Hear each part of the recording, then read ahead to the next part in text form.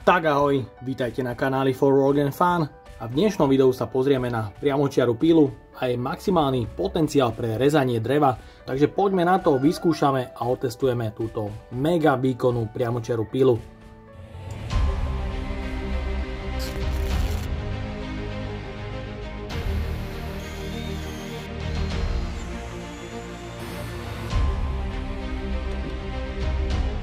Ten Parkside je o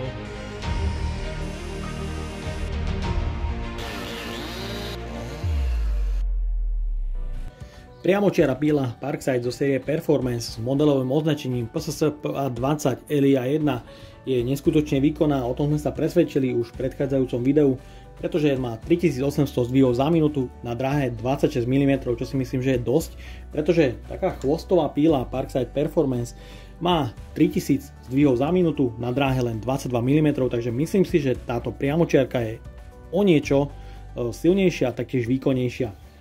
No a v predchádzajúcom videu ste mohli vidieť recenziu a taký test, kde som mu neodskúšal na plnom reznom maximálnom potenciále, pretože som nemal k dispozícii a používal som len takéto krátke 75 mm dlhé rezné plátky. No a dnes som si zašiel do obchodu a kúpil som si tieto 15 cm dlhé plátky pre priamočiaru pílu. Pre zrovnanie môžete vidieť plátok z chvostovky a priamočiarej píly.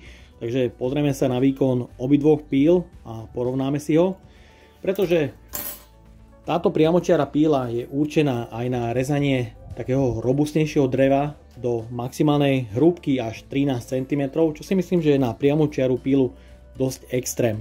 No a sám som zvedavý, ako to dopadne, takže poďme na to, vyskúšame a otestujeme si túto priamočiaru pílu na robustných materiáloch. No a ak by vás zaujímala recenzia a unboxing na túto priamočiaru pílu Parkside, nájdete ju hore v karte. Takže necháme to na automatike a poďme na to, vyskúšame maximálne hlboký rez, zhruba nejakých 12 cm.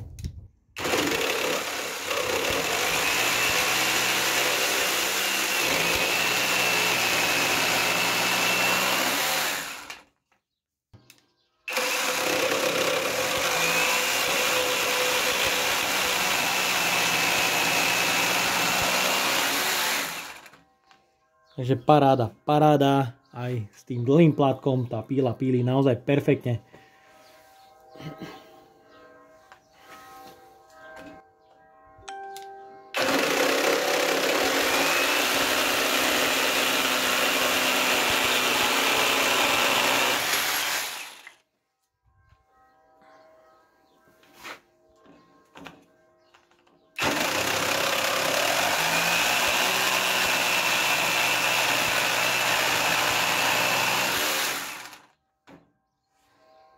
Vidieť, ten režim automatiky je vynikajúci. Na začiatku, keď plátok vôjde do rezu, ide pomaly a následne si automaticky píla zvýši svoj výkon a pridá na maximum.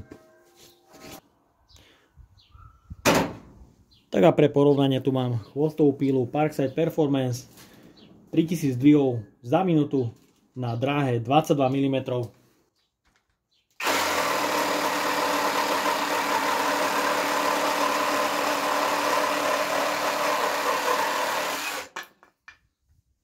Tak a mne sa to už na pocit zdá, že tá priamočiara píla je rýchlejšia. Na tomto kúse odrezku sa mi zdá byť rýchlejšia.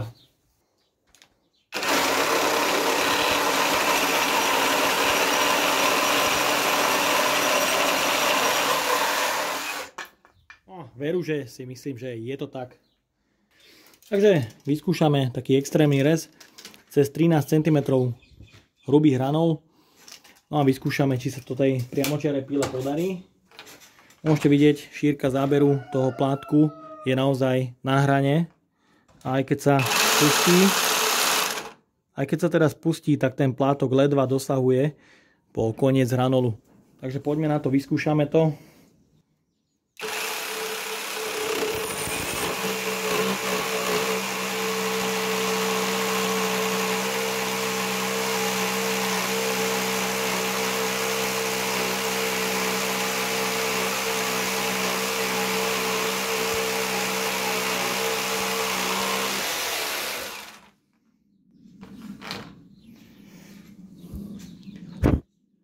Takže vidieť, že je to naozaj na hrane a myslím, že ten 13 cm dlhý rez je úplne na hrane, ale tá píla s tým nemá problém a podarí sa aj to odrezať absolútne bez problémov. Ak by to bolo možno o pol centimetra užšie, ten hranol by mal 12,5 cm, tá pila by s tým prebehla ako nič. Teraz to bolo trošku zbrzdené, pretože ten spodok niekedy možno nedorezávalo úplne. Takže pokračujeme týmto hranolom zhruba 18 na 8 cm.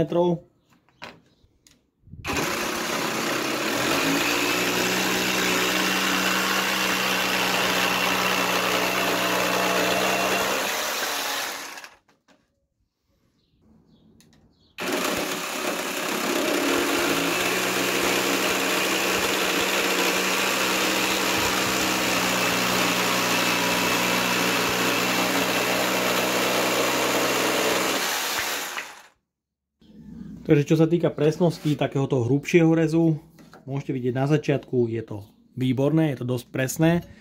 Avšak ako sa dostávame do hĺbky rezu čím ďalej, tak tá presnosť vedenia plátku už odchádza a píla začína podrezávať. Čím ďalej, tým viac. To si ale myslím, že je spôsobené určite aj plátkom, pretože tento plátok je pevnejší, ten si vyskúšame, ale tento plátok je taký mäkší a myslím, že kvôli tomu píla začína podrezávať. Takže vyskúšame tento druhý plátok. Tento druhý plátok je od Dewaltu, takže poďme na to, vyskúšame, či bude taktiež píla podrezávať.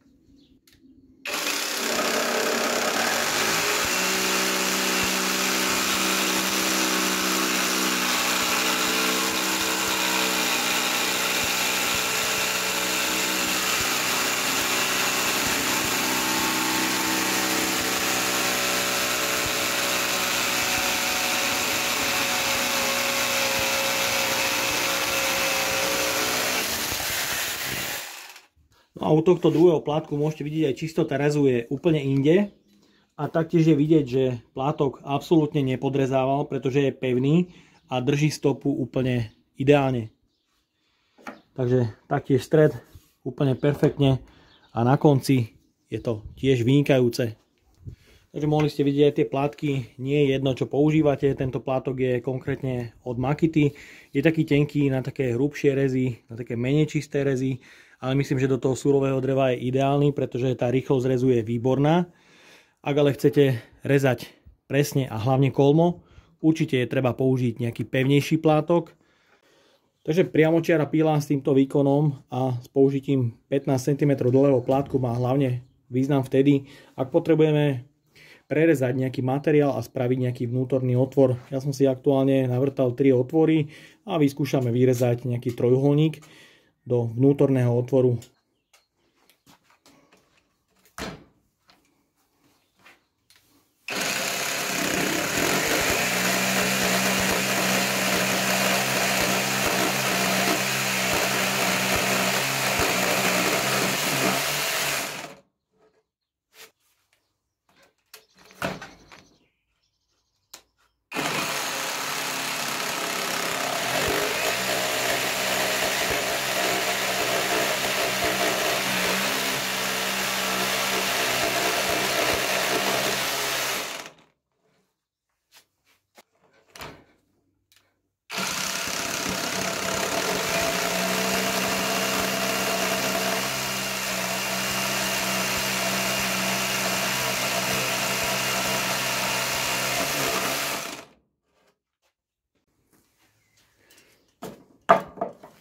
Takže tých možností na vypilovanie otvorov do hrubších hranolov nie je moc.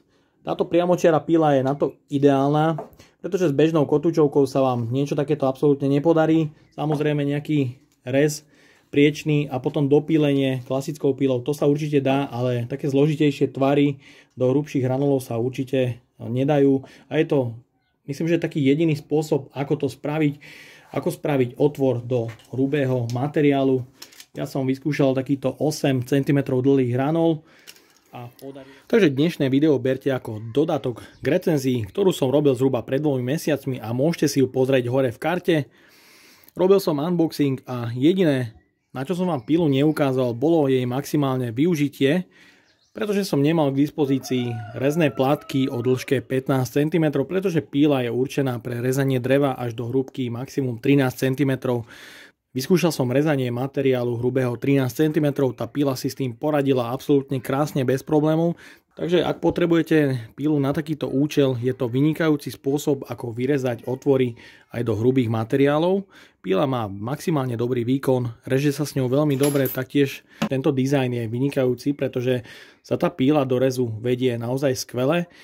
Z prvoty som tento dizajn trošku odsudzoval, pretože som bol zvyknutý na priamočiaru pílu, ktorá má tuto hore madlo, ale nakoniec som si na tento dizajn veľmi zvykol, pretože sa veľmi dobre vedie do rezu a taktiež je tu jedna veľká výhoda a to je, že ak pracujete niekde na nejakom pracovnom stole a potrebujete tú pílu držať stále vyššie, tak máte svoju ruku o pár centimetrov dole, čo zabezpečuje oveľa lepší komfort pri vedení píly do rezu. Taktiež ale musím povedať, že som s pílou mal už malý problém, pretože sa mi uvoľňovalo aretácia požadovaného uhlu a táto pracovná doska sa mi začala kývať a pri zaistení to vlastne malo nejakú tú vôľu. To som vyriešil demontovaním plastového krytu a pod ním sa nachádza skrutka, ktorú jemne dotiahnete a tá aretácia je znova pevná a tá pracovná doska znova drží veľmi dobre, takže myslím, že to nebola žiadna porucha, bolo to možno len nejaké uvoľnenie z výroby. No a ja dúfam, že sa vám dnešné video páčilo. Ak by ste ma aj vy chceli podporiť finančným príspevkom, dole do popisku vkladám link na PayPal Donate. No a odo mňa je to na dnes všetko. Ak sa vám toto video páčilo, dajte like, potvrďte odber a zvonček, aby vám už neušlo ďalšie video. Ahoj!